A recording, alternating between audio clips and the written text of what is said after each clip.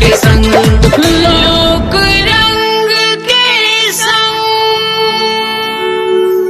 कि तुहरा तोरई से नीक मोर, अरे लवाही मितवा हो लवाही मितवा, हीरा मोती फरे मुरहरवाही मितवा, हीरा मोती फरे मुरहरवाही मितवा।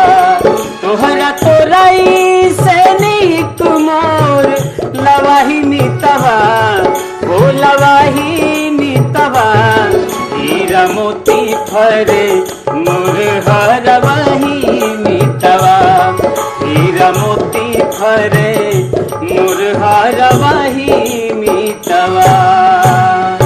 तो सच बात है, हमनी के अगर गांव न होखे, किसान न होखे, तई गाड़ी घोड़ा बंगला कौने काम के।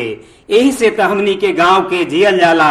और हमनी के कार्यक्रम के नाम है लोक रंग सुनो के संग। तो यही के साथ ही दूरदर्शन उत्तर प्रदेश के सबसे बड़का शो लोक रंग सुनो के संग में एक बार फिर से स्वागत करत बानी हम सीमा शाही और हम संतोष राय।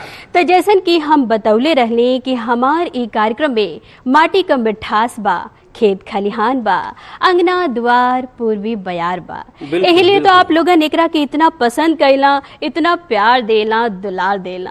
तो देरी कोने बातें का, आए शुरू कर जाए। तो आज हमार कार्यक्रम के ई मंच पर एक से बढ़कर एक गवैया लोग संगीत के मैदान में ताल ठोके बदे, आपन आपन जिला जवार का झंडा गाड़े बदे एकदम बेकरार बाड़े। तो सबसे पहले परिचय करा दिया जाए हमरे गवैया लोगन का। तो स्वागत बा बाबा गोरखनाथ की धरती का लाल, गोरखपुर का बांका, ब्रज बिहारी दुबे जी का। तो ब्रज बिहारी जी कैसा लगत बा? बहुत निमन लगत बा। का हाल चाल बा गोरखपुर का? बहुत सुंदर बा। गोरखपुर में अमन चैन बा, कोनो बात नहीं खे। बिल्कुल बिल्कुल सीमा जी, जब रुआ ब्रिज बिहारी दुबे जी के नाम ले ली है बात करतानी, तो जान ले कि कोनो परिचय के यहाँ के मोहताज नहीं थी। गोरखपुर के आन बान शान हुवन, बहुत इनका नाम है। और आज देखा तनी बिल्कुल जो है पीला पीला एकदम, ऊपर गमछा भी, ऊपर टोपी भी, और साथ में कुर्ता पैजामा भी। आज जो 3 गो महारानी लोग बैठल बाड़ी, ताज ये लोग के चैलेंज बाड़न हो, 3 पे 1 ब्रिज बिहारी भारी बाड़न। काहे जी कि संतोष जी आज महिला सशक्तिकरण दिखत बा, जाना? तो अच्छा। आज ब्रिज बिहारी जी अकेले बैठा हैं, लेकिन जोर तो लगाइबे करी हैं। का बिहारी जी? सब गोरखनाथ जी का महिमा है। बिल्कुल बिल्कुल बिल्कुल बिल्कुल, झंडा लहराई, रहुआ के स्वागत बा। स्वागत बा आपका। लोक रंग के संग। और अब चला साथे साथे गोरखपुर से चली मथुरा हो रही, काहे से कि वहां से आयल बानी हमारे ब्रज कर रंग बिरंगी गलियों की खूबसूरती लेके दीक्षा गुप्ता जी। तो कैसे हाल बात? एकदम बढ़िया। और मैं चाहूंगी कि सबसे पहले आप सभी बोले एक बार राधे राधे। राधे राधे। बिल्कुल रहुआ एकदम देखी गुलाबी गुलाबी लगत तानी। और वृंदावन मथुरा से पेड़ा वेड़ा भी हो जाके मशहूर है, जनते बानी। तो हमनी के इंतजार बाकी पेड़ा मिली। आप आइए कभी तो पेड़ा भी खिला देंगे। अरे हमनी के तो रहल है कि आज ही पेड़ा खाई जा। और रहुआ जो वजह से बान उनके अपना जो है तो अंगोछा में लेके आयल बानी। अगर ले आयल होगी तो तनी एजा जो न सबके बजवैया लोग देखी, लोग बजावे खातिर बेचारा परेशान बाड़े। पेड़ा तो नहीं लाए, हाँ। पर ठाकुर जी की पूरा प्यार आशीर्वाद जरूर लेकर आए हैं। जब उनकी नगरी से आए हैं तो एक बार चाहूंगी कि अपने दोनों हाथों को उठा करके जयकारा जरूर लगा दे। बोलिए श्री वृंदावन बिहारी लाल की जय, राधा रानी की जय, जय जय श्री राधे राधे राधे। बिल्कुल बिल्कुल, रहुआ के स्वागत बा। और रहुआ झंडा आज लहराई। और आपका बहुत बहुत स्वागत बा। धन्यवाद। और अब कार्यक्रम में आगे बढ़ल जाए तो हम स्वागत करब बाबा विश्वनाथ की नगरी से आयल बनारस के शान अंजलि उर्वशी जी का। तो अंजलि जी का हाल चाल बा? बहुत बढ़िया। कचौड़ी गली सुन कैले बलमू, जब चल आयल बाड़ी तो बनारस के जो कचौड़ी गली बा वो सुन हो गई।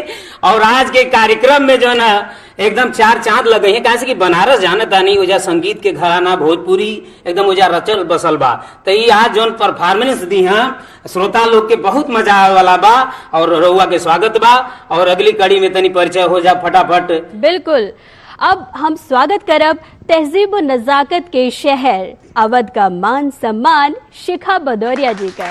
तो शिखा जी बताइए क्या हाल चाल बा? बहुत सुंदर, बहुत बढ़िया है। जैसे सब सुंदर सुंदर लग रहे हैं वैसे हाल चाल भी बहुत बढ़िया है। बाबा की कृपा और जय श्री राम। बिल्कुल, हाल चाल तो अच्छा रहे चाहे, काहे से कि तू लोगन के परफॉर्मेंस अच्छा देवे के बा। अपन अपन जिला जवार का शिखा जी भी जो है तैयारी में एकदम बाड़ी देखा ताड़ी, जब से आयल बाड़ी एकदम रियाज पे रियाज। और देखी कितना बढ़िया साड़ी पहले बाड़ी, एकदम हरा हरा एकदम जो है अवध के एकदम रंग जो है झलकता शिखा जी के। और हम चाहतानी के रोवा गीत के भी माध्यम से अवध के झंडा बुलंद करी। अपने रंग में रंगने आए हैं, इसीलिए हरे हरे में आए हैं, हरे हरे से जुड़ा गाना सुनाएंगे। बिल्कुल बिल्कुल रोवा के स्वागत बा, बहुत बहुत स्वागत बा। तो ये तब ई रहेन हमार 4 चांद लगावे वाले 4 गवैया लोगन। और आगे हो देखा यहाँ तो 3 सितारन भी बैठल बाड़न। और का तब स्वागत कर लिया जाए हमरे साज बाज वाले भाई लोगन का भी। अरे भाई ये बताओ, दाल भात होके और चोखा चटनी ना होके तो मैं कहाँ से स्वाद आई? तो चोखा चटनी तो जरूरी बा ना। हमारे लोग आज के जान ले कि चोखा चटनी हो तीनों जानी। तो आज ये लोग धूम मचाए वाला बाड़न। तब फटाफट तनी एहू लोग के परिचय हो जाओ, कार्यक्रम के आगे बढ़ावल जा। बिल्कुल, ढोलक पर रंग जमावे खातिर बैठल बाड़न प्रदीप कुमार जी। तनी ढोलकिया बजा के तनी सुना दी।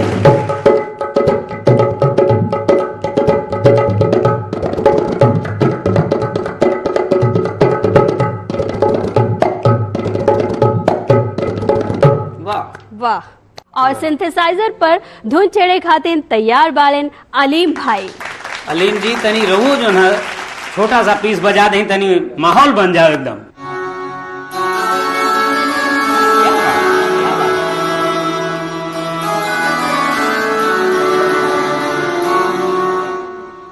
और आगे हम स्वागत करत हई हमार ऑक्टोपैड पर बैठल राम प्रकाश वर्मा जी का।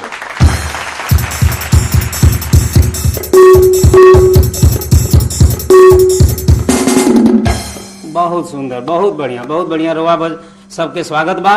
कार्यक्रम के सीमा जी आगे बढ़ाओ जा। बिल्कुल बिल्कुल, अब देरी न कल जाए, कारण से कि कार्यक्रम के आगे बढ़ावे से पहले देखा हम एक बात अपन दर्शक लोग के बता दें कि यहाँ केहू जज नहीं खे, यहाँ का जज हवन आप सब दर्शक लोगन।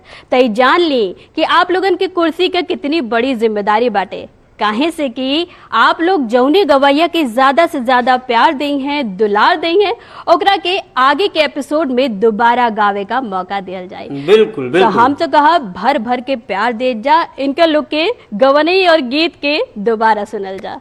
तो कार्यक्रम के आगे बढ़ाल जा तो हो जाए तैयार, काहे से कि जमे वाला बार रंग, काहे से कि इहा लोक रंग सुरों के संग। तो सबसे पहले बुलावल जाए गोरखपुर का लाल, सुरों का योद्धा ब्रज बिहारी दुबे जी। रुआ आई, रुआ के स्वागत बा और गीत रखी अपन।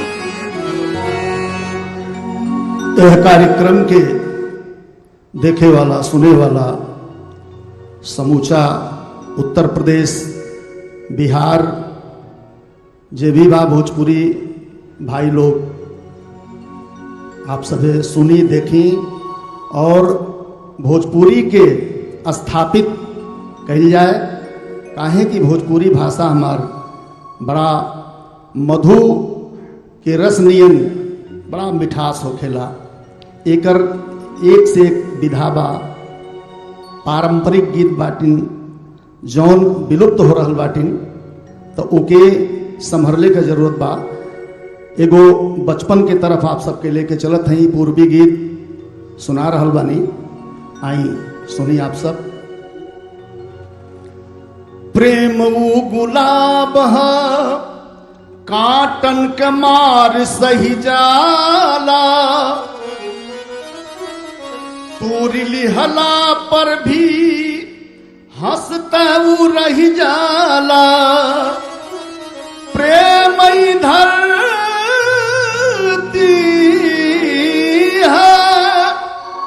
एकरा के जिन बाट, ई तोहार सगरो जुर्म चुपचाप सही जाला। खेलत रहली धूरी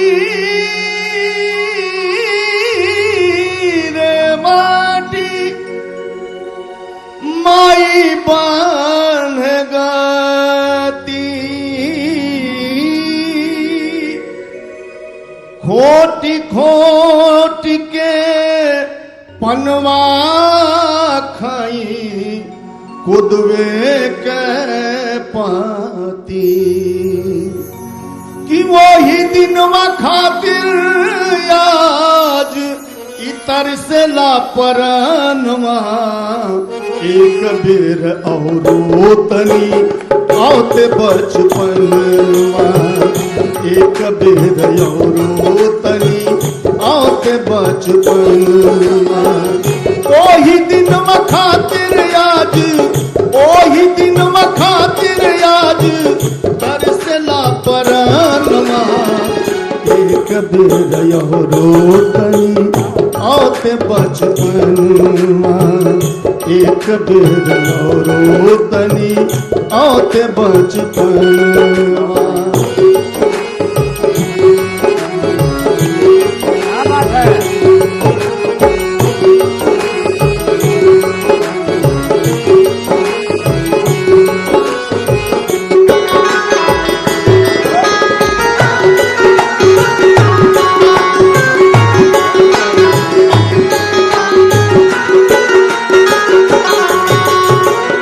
लड़कन के साथे खेली चकई भंवरवा माई खियावे गिन के मामा के कवरवा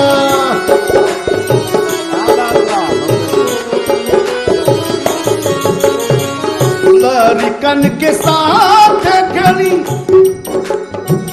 लड़कन के साथे खेली चकई भंवरवा माई खियावे गिन के मामा के कवरवा माई मोर खियावे गिन के मामा के कवरवा आंगना में दूध भात आंगना में दूध भात देती रहे चनवा एक बेर औरो तनी औते बचपनवा एक बेर औरो तनी औते बचपनवा।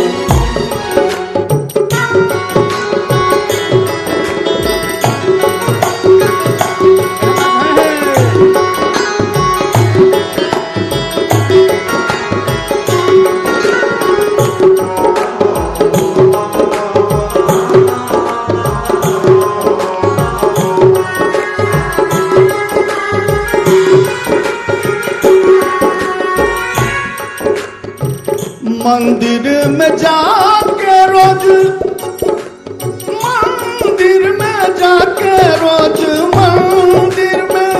मंदिर में जाके रोज ठाकुर चोराई देखी साधु बाबा के त मुहवा बिराई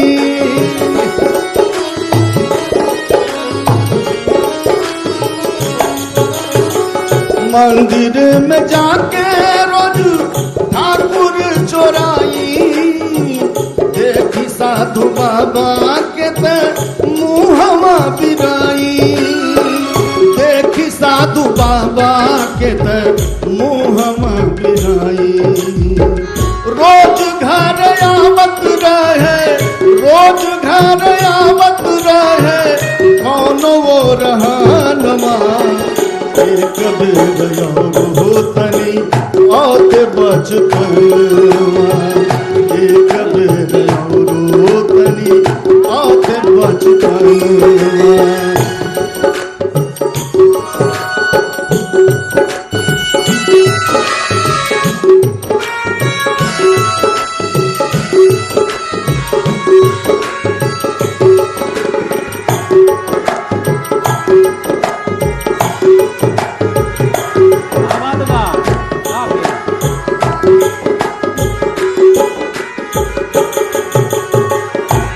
देखी बाल स्वभाव होला कुकुरे के पिल्ला खेली घर भर डांटे कुकुरे के पिल्ला खेली घर भर डांटे कब कब ऊ पिलवा अंगुरिया में काटे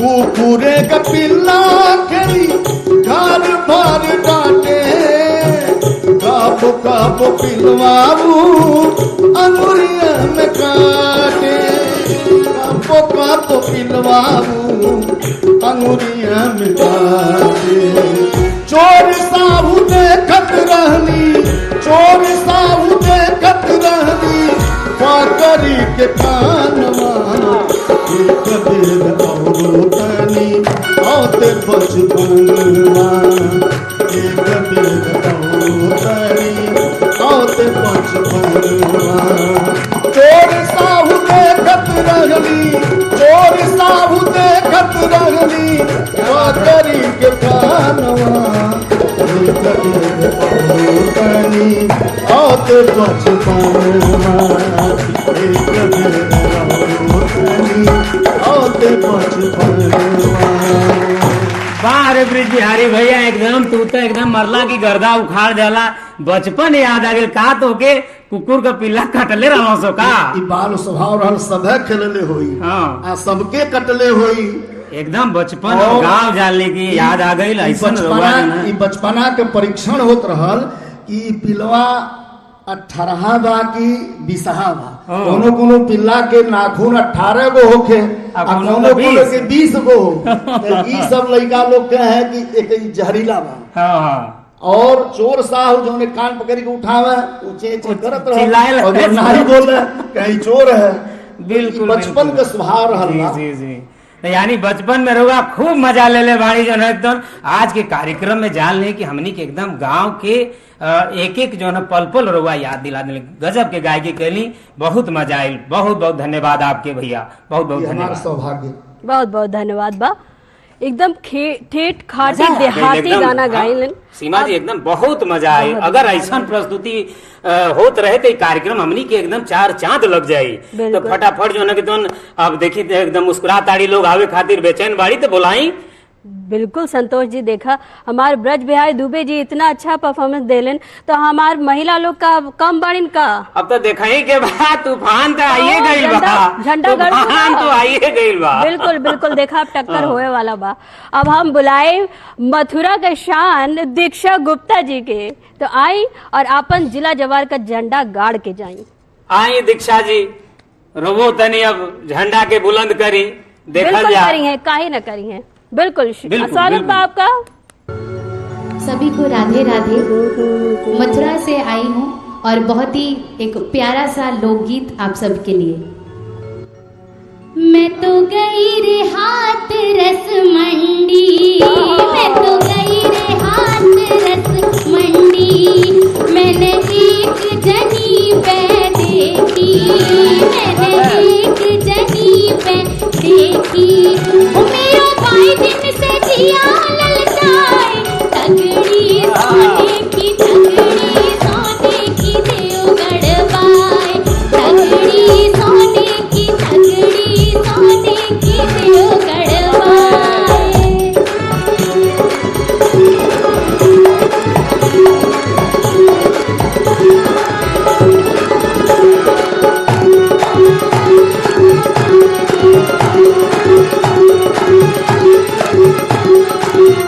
राजा दिल्ली शहर को जइयो, मते सोनो खरीद के लइयो, राजा दिल्ली शहर को जइयो, मते सोनो खरीद के लइयो, बाए मेरठ में दियो गढ़वाए, तगड़ी सोने की दियो गढ़वाए, तगड़ी सोने की देव गढ़वाए।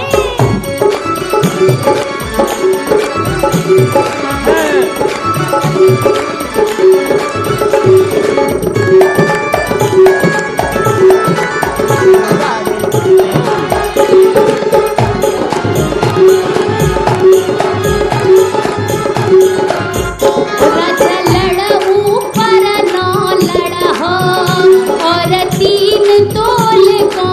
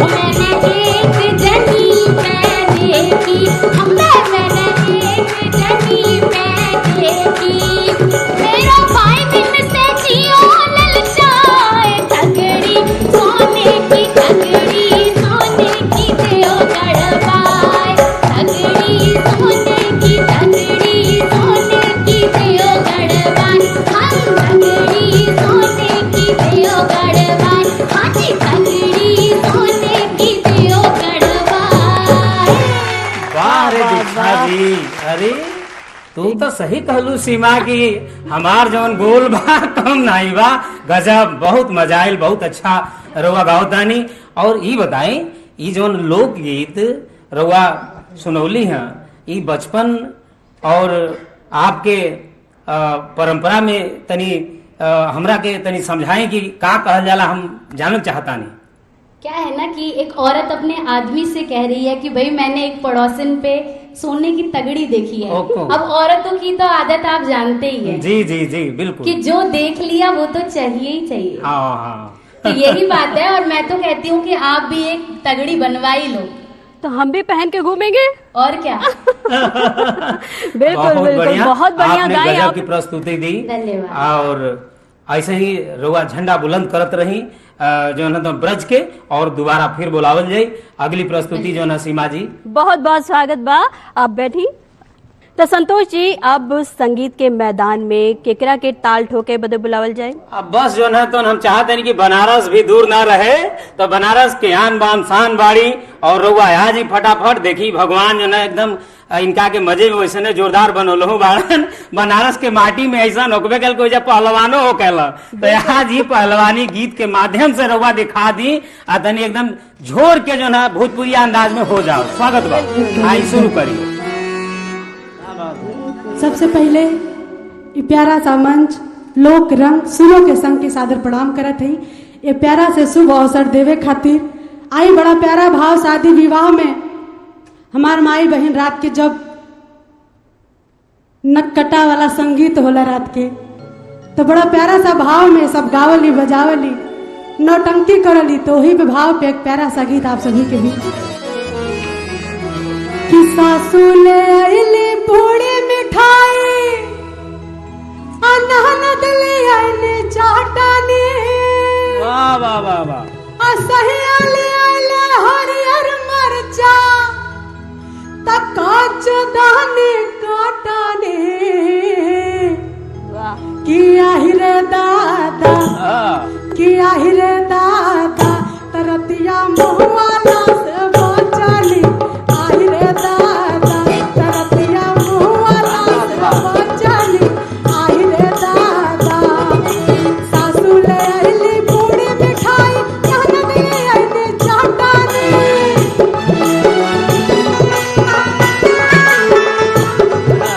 सासू ले आइली पूड़ी मिठाई, ननद ले आइली चाटनी, सहिया ले आइले हरियर मरचा, सहिया ले आइले हरियर मरचा, काच दाने काटनी, आई रे दादा, कि आई रे दादा, तरतिया मुहवाला से बचाली, आई रे दादा, तरतिया मुहवाला से बचाली, आई रे दादा।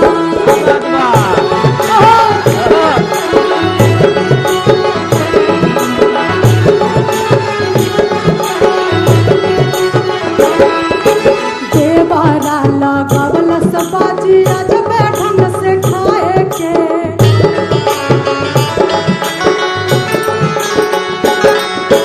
नइखे रसगुल्ला भौजी दांत से चबाए के,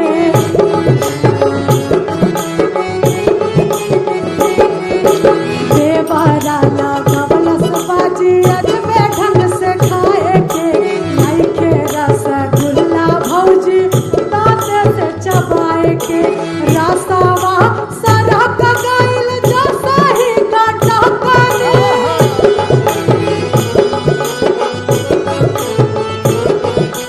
रासावा सरक गइल जैसा ही काटा करे, खाइते रसगुल्ला हमता, खाइते रसगुल्ला हमता, ऐसन आटा कनी, आई रे दादा, कि आई रे दादा, तरतिया मुहवाला से बचाली, आई रे दादा, तरतिया मुहवाला से बचाली, आई रे दादा।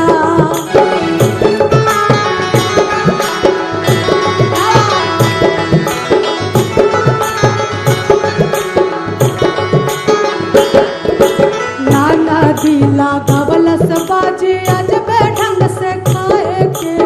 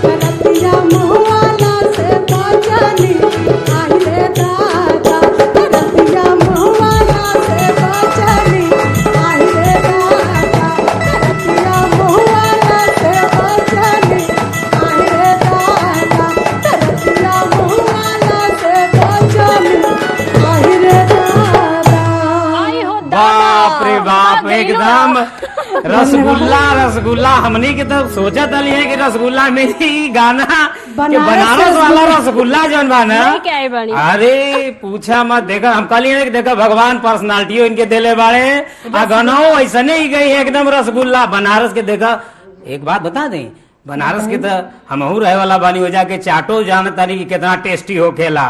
तो बनारस के चाट रसगुल्ला, अरे बाप रे बाप, एकदम कहा बताई कौनो मतलब एकदम गांव और बनारस दोनों याद आ गए हमरा के। धन्यवाद। तनी रउआ जो है तो कुछ अपना बारे में बता दें, काहे से कि श्रोता लोग भी सुन ले। इतना बढ़िया गीत रउआ गांव गौनी के गौली हैं, कुछ तनी बताई। हमरे बनारस का बहुत बढ़िया हाल बा, हर जगह हर हर महादेव बा। हाँ। सब 5 रुपया में 2 बीड़ा पान खाए के मस्त हुआ, 5 रुपया का चाय पी के मस्त हुआ। अब वैसे ही रउआ के जो भोलेनाथ बाबा विश्वनाथ जो है तो आवाजो दिले बना गजब के रउआ गौली। ऐसे ही आशीर्वाद जो है प्रभु के रउआ पे बनल रहे और दोबारा फिर जो है तो रउआ के बुलावल जाई और अगला प्रतिभागी के अगला जो है गायिका के बुलाई फटाफट जो है सीमा जी। बहुत धन्यवाद बा, मजा आ गई एकदम सुन के गीत जो है। बनारस का रसगुल्ला याद आई गल हो। हाँ। हमके तो बहुत याद आल के खाए बहुत बढ़िया, बहुत मजा आई। बोलाई फटाफट तनी गाना आगे बढ़े, कार्यक्रम के आगे बढ़ावल जाए और सुरन के मैदान में ताल ठोके बदे बुलावत चाहता नहीं हम लखनऊ के शान शिखा भदौरिया जी का। तो आई शिखा जी। देखी शिखा जी, अब मामला जो है बड़ा जो है मतलब लड़ाई वाला हो गया है। टक्कर तो एक से एक जो है लोग जो है गीत रखले बना, कहा जो है गोरखपुर, कहा बनारस और कहा जो है तो मथुरा वृंदावन। तो रउआ जो है अवध के इज्जत जो है आपके हाथ में बा और इज्जत एकदम बचे के चाहिए। तो रउआ जो है तो आई श्रोता लोग के तनी सुनाई जोरदार अपन गीत। तो शिखा भदौरिया जी के लिए बहुत बहुत स्वागत बा, जोरदार तालियां बजा दे जा। अब सीमा जी टक्कर वाली बात आपने कर दी है, तो टक्कर तो नहीं कहेंगे, बट हाँ सुरों का संग्राम चल रहा है तो थोड़ा सा रंग तो दिखाया ही जाएगा अवध का। क्या बात है। अब गोरखपुर से बचपन देखा सबने, ब्रज से सबने तकड़ी भी खरीद ली, है ना। और बनारस से अहिरे दादा हो ही गया है, तो अब हमारी बारी है ना। और अवध वाले भाई बहुत भावनात्मक होते हैं, बहुत इमोशनल होते हैं। हमारे यहाँ पूरा महीना सावन का होता है, सब जानते हैं। और सब महिलाएं तो सभी जानती हैं सावन में चूड़ी सुहाग कितना मायने रखता है और मायका मायने रखता है। मायके के यहाँ एक रंग को भाभी का, पिता का, भाई का, माँ का, सबका प्यार इस गाने में दिखेगा। और ये सावन का गीत है मेहंदी, जिससे सभी चिर परिचित हैं। तो ये गीत सुनते हैं हम सब लोग। बिल्कुल, बहुत बहुत स्वागत। हरी मेहंदी के हरे हरे पात, मेहंदी सावन की, क्या बात है। भाभी रानी रचा दो मेरे हाथ, मेहंदी सावन की, हरी मेहंदी के हरे हरे पात, मेहंदी सावन की, भाभी रानी रचा दो मेरे हाथ, मेहंदी सावन की।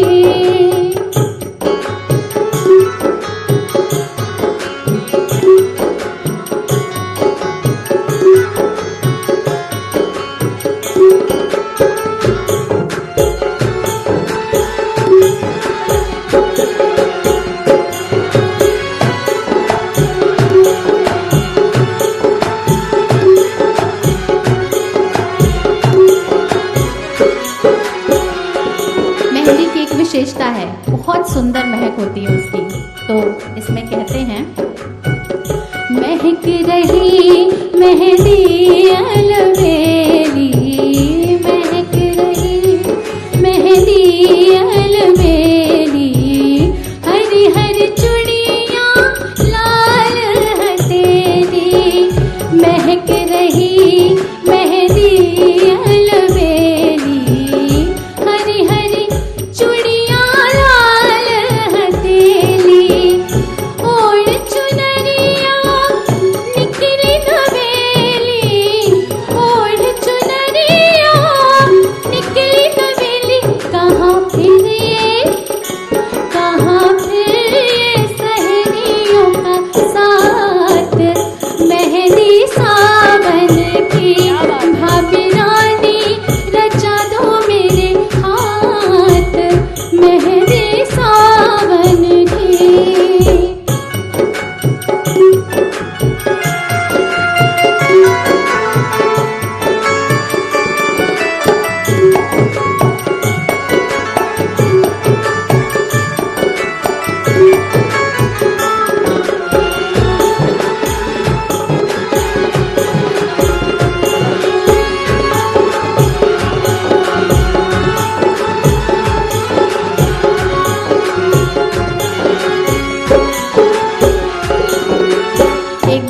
भावना है कि बचपन याद कर रही है और माँ से कह रही है, कहाँ बिंदी है, कहाँ कजरौटी है, अम्मा गूंदो ना चोटी।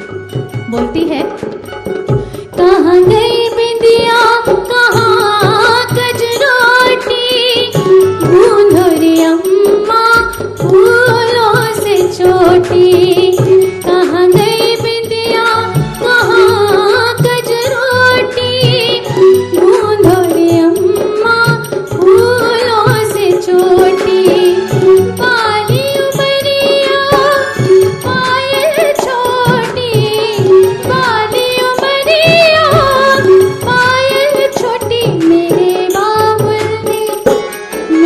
बाबुल ने मेरे हाथ मेहंदी सावन की, भाभी रानी रचा दो मेरे हाथ मेहंदी सावन की।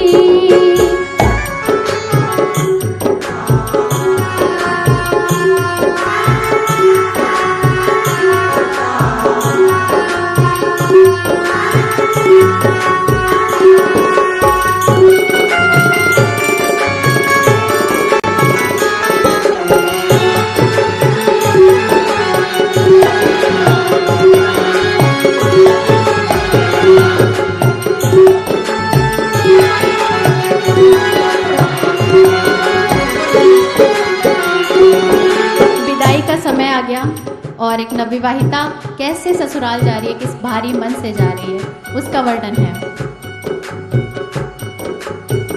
सज के दुल्हन डोली इतराई, सज के दुल्हन डोली इतराई।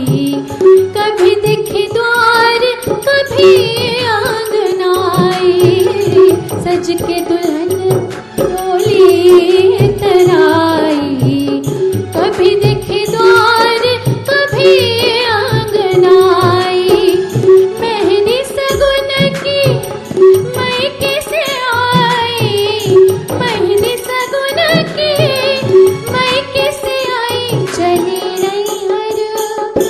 चली नैहर मिलन के साथ, मेहंदी सावन की, भाभी रानी रचा दो मेरे हाथ मेहंदी सावन की।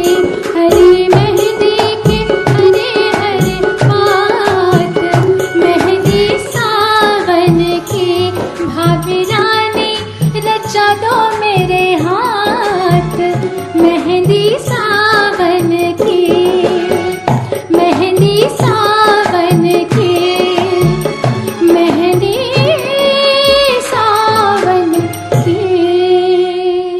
बहुत सुंदर सीखा जी। रउआ तो एकदम गांव के याद दिला देली, सावन के याद दिला देली। एकदम एक कार्यक्रम में चार चांद लग गई। और रुआ देखी सावन के गीत रखली और साथे साथ हरी हरी साड़ी भी सावन का पूरा एकदम तैयार होके आयल बनी। वाकई में जौन हमारे तीनों प्रतिभागी बाड़े एकदम एक से बढ़ के चौथा भी नंबर जौन प्रतिभागी जौन सीखा जी गजब के गजब, बहुत सुंदर रुआ के जो न मजा आ गई। हमनी के कुछ तनी श्रोता लोग के मैसेज दे देती ये गीत के बारे में, अपना बारे में मैसेज। एक छोटा सा संदेश आप सबको यही है कि ये हमारी जो लोक परंपराएं हैं, लोक धरोहर हैं, इसमें मिट्टी की महक भी है और हमारे आपके मन की भावनाएं भी हैं। तो एक बेटी जो इस उम्मीद में रहती है पूरे साल, सावन आएगा तो मायके जाएंगे, सावन आएगा तो भाई लेने आएगा, सावन आएंगे तो माँ बाबू से मिलने जाएंगे, इस प्रथा को बिल्कुल जिंदा रखिए। अपनी बेटी भी भेजिए और दूसरे की बेटी भी, जिसको आप लाए हैं उसे भी मायके भेजिए और जो आपके घर की उसे बुलाइए भी। ये रस्में रवायतें ही हमारी इस मिट्टी का रंग है, हमारी आत्मा है, तो इसे खत्म ना करें। एक छोटा सा ये आप सभी से अनुरोध है, यही संदेश भी है, यही अनुरोध भी है। बिल्कुल बिल्कुल यही बातें के साथ रउआ अवध के शान बानी और हमनी के जो न कार्यक्रम के आगे बढ़ाओ जाई। सीमा जी बिल्कुल देखा हमें तो अपन नैहरे याद आई गल। ओहो ऐसन एक गायन के हम का कही हमार तो आंख भरस। यही से तो हमनी के कार्यक्रम के नाम है लोक रंग सुरों सुरों के के संग। संग। एजा गांव के बात होखेला, परंपरा के बात होखेला, जोन गीत गवनई भी होखेला वो जोन है परंपरा से जुड़ल होखेला। बिल्कुल, यही लिए हमनी के कार्यक्रम जो न चार चांद लगा रहल बा। तो आगे बहुत बहुत स्वागत बा आपका, बहुत अच्छा गौनी, आई बैठी। धन्यवाद। लोक रंग के संग। तो देखा शिखा जी अवध का झंडा लहरा देली, ललकार देली। अब देखा जौन बा कि अब दर्शक लोगन का ही काम बा कि ऊ लोगन इनका लोग के कितना प्यार देते हैं, कितना दुलार देते हैं, गावे का मौका दोबारा दें हैं। तो एक साथ ही देखा ऐसन गीत गवनई हम सुनली कि हमें तो मन करत रहे कि बस खटिया पे बैठ के सुनते जाए।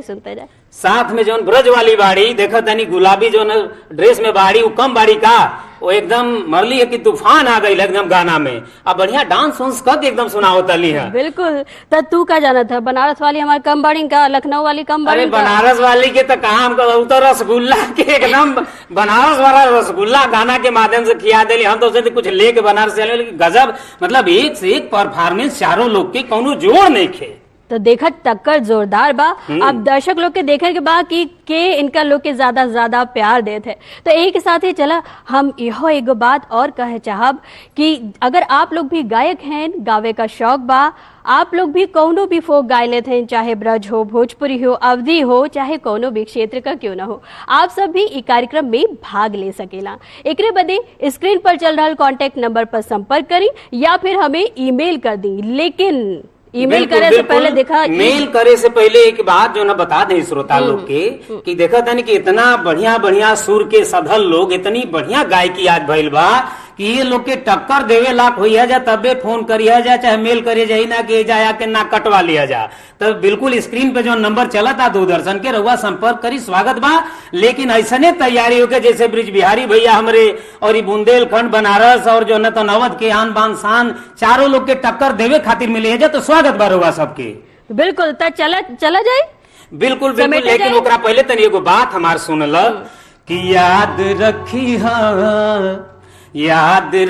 है ए बाबू, याद रखी है लोक रंग के नमवा तू याद रखी है, याद रखी है बहनी, याद रखी है लोक रंग के नमवा तू याद रखी है।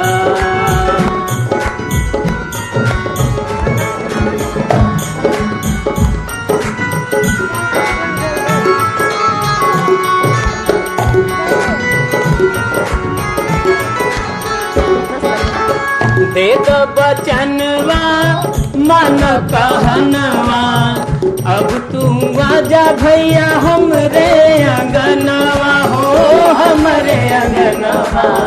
कैसे याद रखी हो भैया, याद रखी हो लोक रंग के नमवा तू याद रखी हो, याद रखी हो भैया, याद रखी हो लोक रंग के नमवा तू याद रखी हो, लोक रंग के नमवा तू याद रखी हो, लोक रंग के नमवा तू याद रखी हो, लोक रंग के नमवा तू याद रखी हो।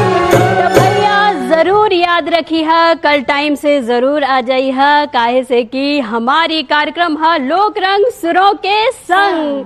तो अगले एपिसोड में हमनी का फिर से मुलाकात हुई, गीत गवनई का दौर एक बार फिर से शुरू हुई। तब तक के लिए नमस्कार, शुभ रात्रि।